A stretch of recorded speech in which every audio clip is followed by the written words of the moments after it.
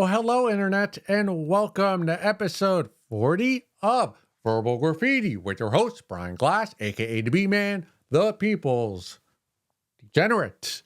You might have noticed I cringed just a teeny bit when I said 40. Did so because that is also my age. And we know if you're an American and you haven't had success yet by age 30, that your life is officially over. You have to accept your fate, that you'll never get past middle management in the career you despise. If you're not married, the only people available left are morbidly obese, probably addicted to drugs, alcohol, gambling, or some other vice that will torpedo your life once you get with her. You two will get married and buy a starter home, but since you work middle management, you'll never have enough money to buy another home, so you'll be stuck in that starter home, never having enough money to refurbish it, which will cause a lot of strife and fighting with your partner. You'll have children, and once they get married, again, you won't have the money to buy a large, extravagant wedding, and your kids will resent you till your dying days because of that. And this cycle will just go over and over again in your family. Whoa, B-Man, was that a dark opening? Are you talking to yourself there? Maybe a little bit. I would apologize, but I am very, very perturbed at myself and at life right now. I'm not gonna lie, not gonna lie. I filmed an entire episode 40, and I found out afterwards that there was a bit of a buzzing with the audio. I guess my recorder and my mic wires were touching each other. I think that's what was causing it. And I'm like, I'm not a perfectionist, but I'm like, I care too much about my product. You know, if this looks so cocaine and it was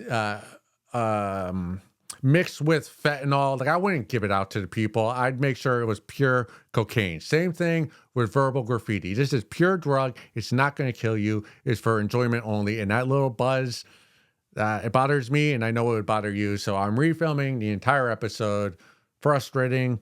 Also perturbed at the world because episode 39, I proclaimed that what's her name? Kate Middleton was dead. I literally spelt it out in the episode.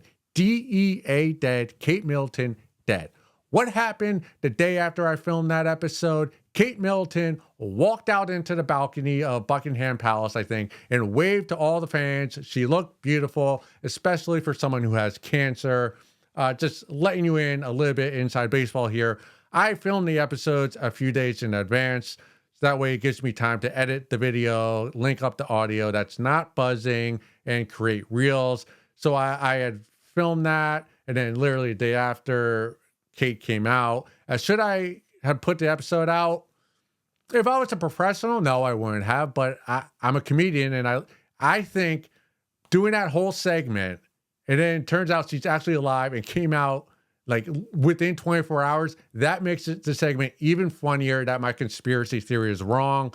I guess tough day to be a conspiracy theorist. I have to admit, maybe someone did land on the moon. Maybe it was a lone gunman that killed JFK. Maybe the world is not flat. I really never believed it was flat, but someone definitely killed JFK other than whoever that was. Maybe the CIA. Just tough times to be a conspiracy theorist. Tough time to be an audio engineer here at Verbal Graffiti. I got carried to yell. I was wrong with that conspiracy theory. Good for you, Kate Middleton. You're alive and well, and whoop-de-fucking-do for the British. I will say, though, something that makes me chuckle a little bit.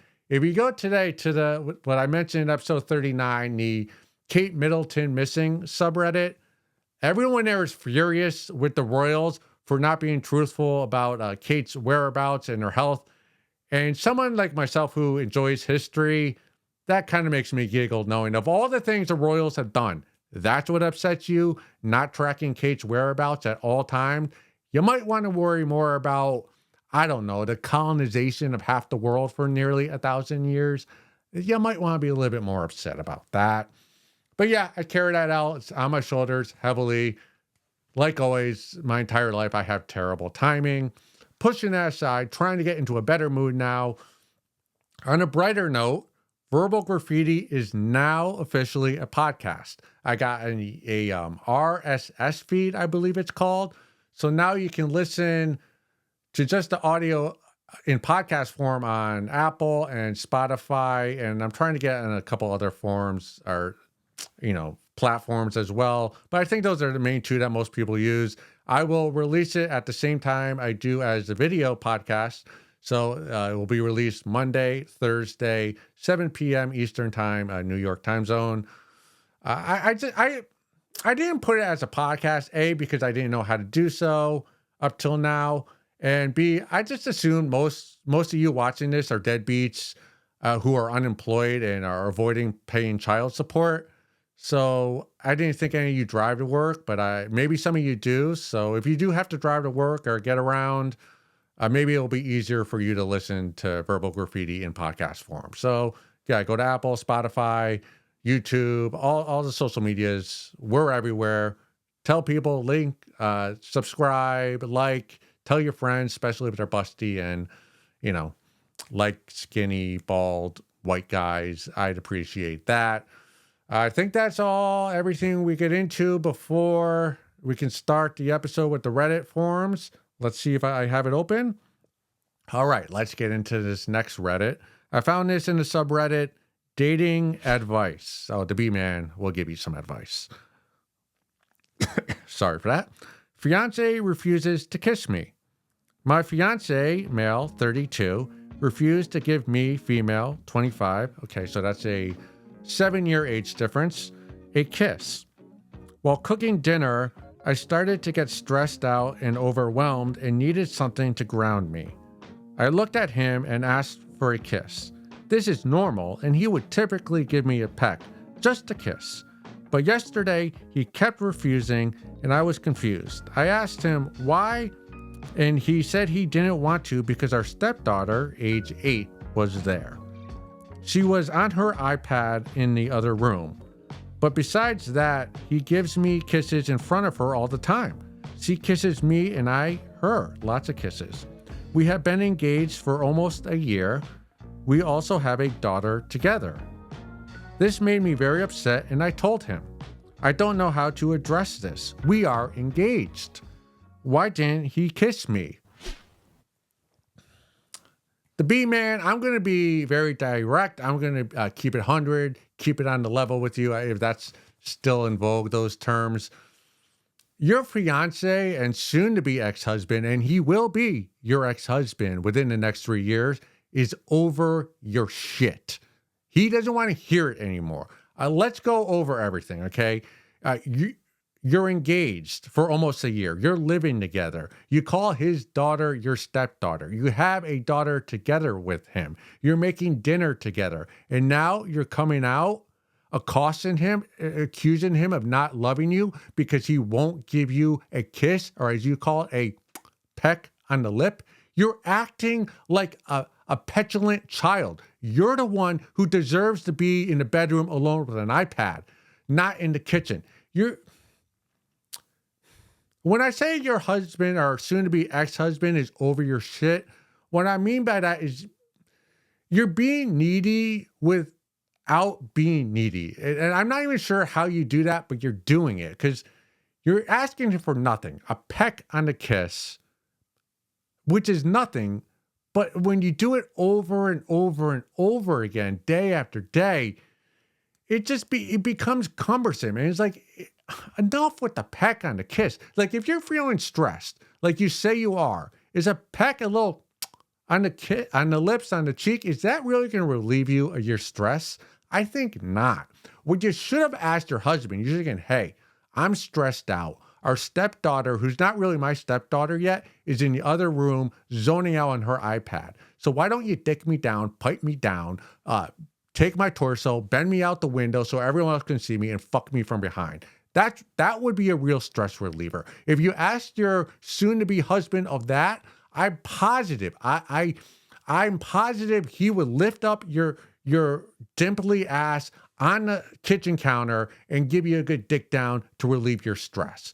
That's what he would have done. But no, you asked for a little peck like you've been doing every day. And your husband, he's just over it. And you're just annoying. Like, I see what you're doing here in this post, And like I'm visualizing your living room, or whether it's a house or apartment, your living room. Guarantee you have like an advent calendar for your soon-to-be wedding, like a countdown calendar. So it's like 26 days to the wedding, 25 days. You bought a sectional from Raymore and Flanagan. You have coasters that have like you and your partner's hands like on top of each other. You have like four of those coasters. Of course, on the wall, you have mounted a engagement photo that you got professionally done. It was probably in some field filled with sunflowers, and you bet your ass the two of you, the photo is of you and your fiance kissing, because that's all you're about. It's just no fucking, but you love a good peck. Who the fuck are you? And the thing is, I don't blame you. This is who you are. This is what you want. He gives you a peck every day. He has up to this point, and now he's not giving you one, and now you're asking why. You're giving him the stink eye, which you should. But I don't blame you. I blame your soon-to-be ex-husband, because he allowed this to happen. See, when you two first started dating, he came into your frame, not the other way around. You dictated the terms of the relationship, and your terms were pecks, smooches, as much as you want, and he gave them to you. What he should have done is date two, let's say date 2 or 3, you're at a restaurant, the waiter is there, you go to kiss him. He should have said, no, honey, this is not how we're going to do this relationship. I'm not into that kind of PDA. It's disgusting. It's not adult-like. Let's be adults, have our meal. We'll kiss in the back of our Camry afterwards. But he didn't do that. He didn't have the balls to frame the relationship how he wants it to be.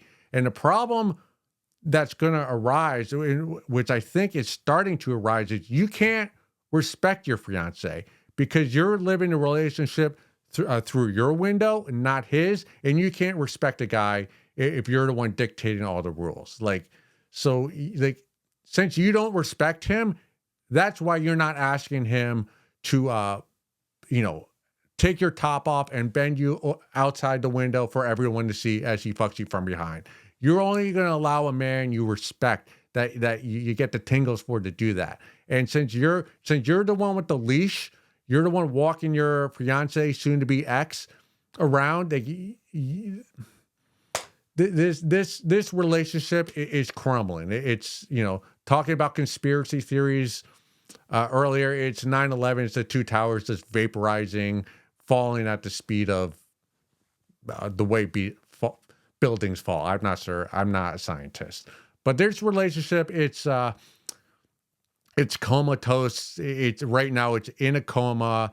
It will not survive. You'll end up getting married. You'll end up getting divorced. So that's 8-year-old stepdaughter. You'll never see her again. Tough for that guy. He's gonna end up getting remarried. So he'll have 3 baby mamas. He's definitely gonna be running from all those child support payments.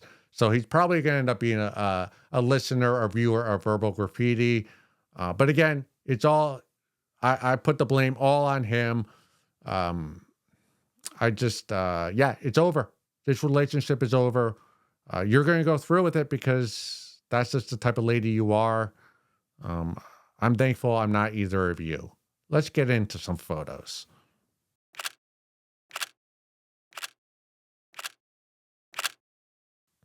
Well, that first segment started off on a somber note. Yeah, that's okay though, because I do believe that's where comedy should reside, and that's in the aisle of despair. I see too much comedy whether it's a stand-up or sketch, where, at least in my opinion, like the tone where the comedian is talking does not match the action that's being talked about or discussed. An example would be, or is, a comedian talking about, he goes to a barber and the barber's talking to him in Spanish, thinking he can speak the language, but he can't. And he'll be like, oh my God, the barber thought I spoke Spanish. And it's like, whoa, your tone is way too zany, hectic, ADHD, child, frenetic for what's actually happening, where there was just a bit of miscommunication. between you and the barber. I've always been more drawn towards the Louis C.K. school of comedy where like I'm the dreariness, the somber, the dark, where just for example, it's like a day you lose your job on the spot, you get laid off, then your wife calls you and tells you she's cheating on you and wants a divorce, and it starts to pouring rain. So you dip into your favorite diner, you order a sandwich, and you say, "Hey, can you please hold the mayonnaise? I don't like mayonnaise." 25 minutes later, the sandwich comes and it's just dripping with mayonnaise, and that look on your face of like, "Can my day get any worse?" Like that moment. That's funny. Like that's where the giggles, that's where the chuckles come from. Not so much like in that exact moment, but years from now, when you talk about it, you'll get a good laugh. Like when you think about whether it's like your family when you're growing up or your close friends growing up, all the times you reminisce about are usually revolve around something tragic that happened. Like you got hit in the head with a baseball, or someone fell off a bike, or like your dad or your mom was yelling at you, and everyone was angry at each other. Like that, like in that moment, it's not funny, but if you survive it, like it becomes a legendary story, and that's the gold mine for humor. At least that's what the B man likes. Also, that first segment, I just want to clarify that I am pro PDA, public display of affection. I prefer my PDA to be obscene. Like I don't want to smooch on the lips. I want us to be sucking each other's faces off, to be grabbing each other's butt cheeks, to be like I want scars on my shoulders. I want to rip your stockings. I want you like to rip the neck of my shirt, to loosen it up. I went on a date once to a strip club, and me and my date, we were sucking face like in the back so much that the security guards had to kick us out. They're like, "Dude, go to a hotel room." That's the PDA I approve of. It's like your PDA should make everybody around you uncomfortable. A peck on the kiss, that does not. You could kiss your grandmother like that and no one would blink an eye. I want, like, if you're gonna go PDA, like go to the level like just like pre STI. That's where I want my PDA, or if I see you doing PDA, that's where it should bump up against. With all that, let's get back into Reddit. This comes from the subreddit Don't Work Here Lady. What's this all about? First time being confused for an employee. LTLFTP. No idea what that acronym stands for. So I work at a pretty well-known discount retail corporation. Don't probe further. I'm not interested in being doxxed. So if you all keep trying, I'll just start reporting to the mods. Whoa. Coming in hot. Yesterday, I was shopping at our not sister supermarket after my shift, so I still had my uniform on. Halfway down the dairy frozen aisle, I hear one lady whisper to her husband that she'll ask one of the gentlemen, glancing at me as she does, about where a product is. When she does turn around and ask, "Excuse me, do you know?" I cut her off politely. "I'm sorry, ma'am. You may have me confused with one of the staff here. I work at my store, so you'll want to look for someone in a red shirt. The staff here wears red polos. Mine was somewhere between black and very dark shade of gray, turning my sleeve to reveal the logo stitched into it." Oh boy. Thanks heavens she understood. I know there are some assholes in the world who may not have been. I believe you're the asshole in this situation. Right off the bat, there is no polite way to cut somebody off, whether that be while asking a question or during conversation or while driving. If you cut somebody off, you're what the British like to refer to as a cunt. And in this exact instance, you're not just a cunt, you're a bloody cunt on a period. Like like you're being way too, like you're looking for an altercation. Like this all happened because of you. And I'll tell you where it began, because I worked at a super Kmart. Yes, that was a thing. If you don't know, it's very similar to Walmart. And your first mistake was not taking your uniform t-shirt off right as your shift ended. Because when you work at a supermarket or at a Walmart, at a large retail store, you'll often have to wear like a uniform, and there's definitely like you get paid by hour. So there's a time clock. So as soon as and it's usually in the back of the store. So as soon as you clock out, you take your shirt off, you take your name tag off, because when you walk through the store to get to your car, like people, if you don't take your uniform off, people will see you and ask you questions like this lady did here. And even though you're off the clock, you still had your uniform on. So if you kind of blow her off, like that person might complain to the manager, and then your next shift, like your manager is going to give you shit for, not helping out. And it causes more problems than there need to be had. So when you work at a place like this, as soon as you clock out, take your shirt off, take your name tag. Also, another thing I used to do, so I despised having to wear a name tag at Super Kmart and some other jobs. So I always strategically like put it at an angle that was hard to read, so that patrons had difficulty calling me by my name. So if I did something kind of cunty, they wouldn't know my name, and it would never get back to my manager. Just a small hint to you who have terrible jobs. You might want to try that. That was your mistake number one. Mistake number two was just, you gave me like Ben Roethlisberger vibes. If you don't know who Ben Roethlisberger is, he is a former quarterback of the Pittsburgh Steelers. He was well known for kind of having a personality like you do. There was one famous instance where he was at a celebrity golf tournament with a lot of like high profile athletes, including Michael Jordan. And Ben Roethlisberger was the only one who had private security with him. He wouldn't let any other athlete or fan come up to him. And it's like, if Michael Jordan is there without security and he didn't have security, then you don't need security, because you ain't on Michael Jordan's level. It also kind of reminds me of like a substitute teacher who takes the job too seriously. I was a substitute teacher as well. I've had a lot of miserable jobs. When you're a substitute teacher and you try to adhere to the rules too much, and you say, oh, if you don't follow the rules or do what your teacher asked of you, I'm going to send you to the principal's office. The students will turn on you right away and make your day hell. Best way to be a substitute is just kick back, tell them what the assignment is, be chill. Like, don't try to ruffle any feathers, and the students, they'll like you. You'll get through the day, easy peasy.